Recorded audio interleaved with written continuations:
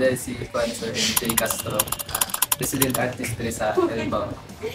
Ako din si David, so President sa tattoo artist diri sa Hellbound. Located diri sa may Trading, Washington. Bangan sa Almendras City. 4 years of experience sa tattooing. Pag-start ko, hobby. Hobby lang. Hobby lang. Start ko 2018 so mga 6 years din siya.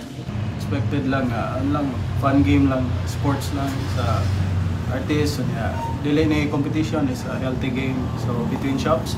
Magalukan, baka lang magtapok-tapok ang mga artist dito sa Davao.